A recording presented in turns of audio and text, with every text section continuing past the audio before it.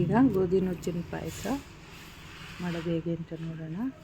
3/4 ಕಪ್ಪಷ್ಟು ಗೋಧಿ ನುಚ್ಚು ತೊಗೊಂಡಿದ್ದೀನಿ, 1 ಲೋಟ ಹಾಲು, 4 ಸ್ಪೂನಷ್ಟು ತುಪ್ಪ ಹಾಗೂ 3/4 ಕಪ್ಪಷ್ಟು ಬೆಲ್ಲ, ಒಂದು 4 ಏಲಕ್ಕಿ ತೊಗೊಂಡಿದ್ದೀನಿ, ಗೋಡಂಬಿ 1-2 ಸ್ಪೂನಷ್ಟು, ದ್ರಾಕ್ಷಿ 1-2 ಸ್ಪೂನಷ್ಟು ತೊಗೊಂಡಿದ್ದೀನಿ.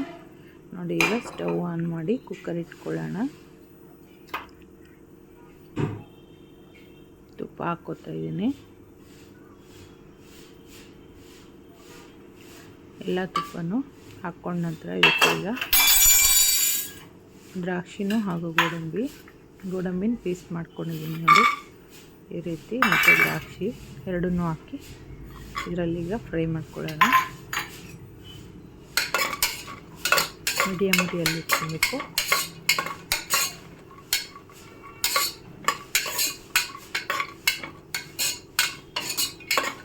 ನೋಡಿ, ಈ ರೀತಿ ಚೆನ್ನಾಗಿ ಫ್ರೈ ಮಾಡ್ಕೊಂಡಾದ್ಮೇಲೆ ಇದಕ್ಕೇ ನಾವು ಗೋಧಿ ನುಚ್ಚು ಹಾಕ್ಕೊಳ್ಳೋಣ. ಗೋಧಿ ನುಚ್ಚು ಹಾಕ್ಕೊಂಡು ಈ ತುಪ್ಪದಲ್ಲೇ ಚೆನ್ನಾಗಿ ಹುರ್ಕೊಳ್ಳೋಣ.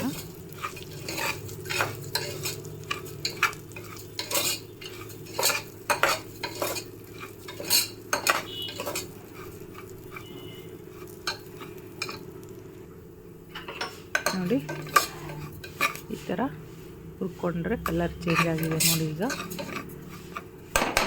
ಸಾಕಾಗುತ್ತೆ. ಈಗ ನಾವು 1-2 ಗ್ಲಾಸಷ್ಟು, ದೊಡ್ಡ ಗ್ಲಾಸಲ್ಲಿ 2 ಗ್ಲಾಸಷ್ಟು ನೀರು ಹಾಕ್ಕೊಳ್ತಾ ಇದ್ದೀವಿ.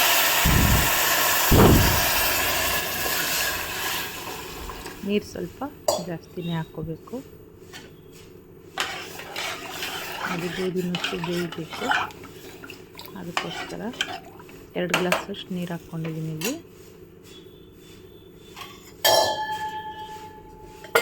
ಈಗ ಕುಕ್ಕರ್ನ ಕ್ಲೋಸ್ ಮಾಡಿ ಈಗ 1-2 ವಿಸಲ್ ಹಾಕ್ಸ್ಕೊಳ್ಳೋಣ. ಅಷ್ಟರಲ್ಲಿ ಈಗ ಒಂದು ಅರ್ಧ ಲೋಟ ನೀರಿಟ್ಕೊಂಡು ಈ ಬೆಲ್ಲವನ್ನು ಕರಗಿಸ್ಕೊಳ್ಳೋಣ. ಪಾಕ ಏನು ಮಾಡ್ಕೊಳ್ಳೋದು ಬೇಡ, ಇದು ಕರಗಿಸ್ಕೊಂಡ್ರೆ ಸಾಕು. ಕರಗಿಸ್ಕೊಂಡು ಸೋಸ್ಕೊಳ್ಳೋಣ.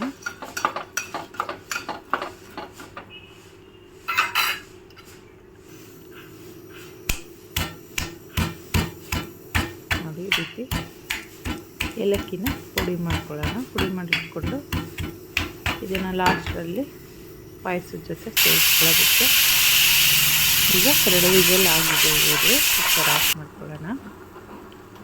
ನೋಡಿ, ಈಗ ಬೆಲ್ಲನೂ ಕರಗಿದೆ, ಪಾಕ ಏನು ಬೇಡ, ಕರಗಿದೆ. ಈಗ ಸಾಕು, ಸ್ಟವ್ ಆಫ್ ಮಾಡ್ಕೊಳ್ಳೋಣ.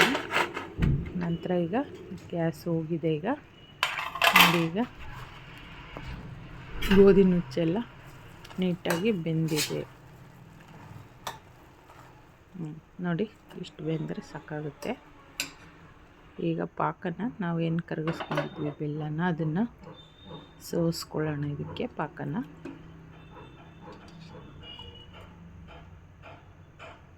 ನೋಡಿ, ಇದನ್ನೆಲ್ಲ ತಗೊಂಡ್ಬಿಡೋಣ. ಈಗ ಬೇಡ, ಇದು ಸ್ವೀಟ್ ಜಾಸ್ತಿ ತಿಂತೀರಾ ಅಂದರೆ ಇನ್ನೊಂದು ಸ್ವಲ್ಪ ಬೆಲ್ಲ ಹಾಕ್ಕೋಬೋದು ನೀವು. ಇದು ನಾನು ಹಾಕ್ಕೊಂಡಿರೋದು ಮೀಡಿಯಮ್ ಸ್ವೀಟ್ ಸಾಕಾಗುತ್ತೆ. ನೋಡಿ, ಇದು ನುಚ್ಚಿನ ಜೊತೆ ಬೆಲ್ಲ ಎಲ್ಲ ಚೆನ್ನಾಗಿ, ಬೆಲ್ಲದ ನೀರು ಫುಲ್ ಮಿಕ್ಸ್ ಆಗಬೇಕು. ಕುದಿಯೋಕ್ಕೆ ಸ್ಟಾರ್ಟ್ ಆಗಿದೆ. ಈಗ ಏಲಕ್ಕಿ ಪುಡಿ ಕುಟ್ಟಿಟ್ಕೊಂಡಿರೋದನ್ನ ಹಾಕ್ಕೊತಾ ಇದ್ದೀನಿ. ಇದನ್ನು ಚೆನ್ನಾಗಿ ಮಿಕ್ಸ್ ಮಾಡ್ಕೊಳ್ಳೋಣ. ಗೋಧಿ ನುಚ್ಚು ಹಾಗೂ ಬೆಲ್ಲದ ನೀರು ಎಲ್ಲ ಕುದೀತಾ ಇರೋವಾಗ ಲಾಸ್ಟಲ್ಲಿ ನಾವು ಹಾಲು ತೊಗೊಂಡಿದ್ವಲ್ಲ, ಅದನ್ನು ಮಿಕ್ಸ್ ಮಾಡ್ಕೊತಾ ಇದ್ದೀನಿ. ಹಾಲು ಬೇಡ ಅಂದರೆ ತೆಂಗಿನಕಾಯಿ ರುಬ್ಬಿಟ್ಟು ಅದರದ್ದು ಹಾಲು ತೆಗೆದು ಹಾಕ್ಬೋದು, ಅದು ಟೇಸ್ಟ್ ಚೆನ್ನಾಗಿರುತ್ತೆ. ಆ ಥರನೂ ಮಾಡ್ಕೊಬೋದು. ನಾನು ಇಲ್ಲಿ ಹಾಲು ಹಾಕಿದ್ದೀನಿ 1 ಲೋಟ. ಈಗ ಸಾಕು, ಬೆಂದಿದೆ ಪಾಯಸ. ಸ್ಟವ್ ಆಫ್ ಮಾಡ್ಕೊತಾ ಇದ್ದೀನಿ. ನೋಡಿ, ಈಗ ತುಂಬಾ ರುಚಿಕರವಾದ ಗೋಧಿ ನುಚ್ಚಿನ ಪಾಯಸ ರೆಡಿಯಾಗಿದೆ. ಇದು ಬೇಗನೆ ಆಗುತ್ತೆ, ತುಂಬ ಏನು ಟೈಮ್ ತಗೊಳ್ಳೋದಿಲ್ಲ. ಹಾಗೂ ಹಬ್ಬಗಳಿಗೆ ಮತ್ತಿರೀರಂತ ಮಾಡ್ಕೊಬೋದು, ಅಥವಾ ಮನೆಗೆ ಯಾರು ಬಂದರೂ ಬೇಗನೆ ಮಾಡ್ಕೊಬೋದು. ಸ್ವೀಟು ಹಾಗೂ ನೈವೇದ್ಯಕ್ಕೂ ಮಾಡ್ಕೊಬೋದು. ತುಂಬಾ ಚೆನ್ನಾಗಿರುತ್ತೆ, ತುಂಬಾ ರುಚಿಯಾಗೂ ಕೂಡ ಇರುತ್ತೆ. ನೀವು ಎಲ್ಲ ಮನೇಲಿ ಒಂದ್ಸರಿ ಟ್ರೈ ಮಾಡಿ ನೋಡಿ. ತುಂಬಾ ಟೇಸ್ಟಿಯಾದಂಥ ಗೋಧಿ ನುಚ್ಚಿನ ಪಾಯಸ ರೆಡಿಯಾಗಿದೆ.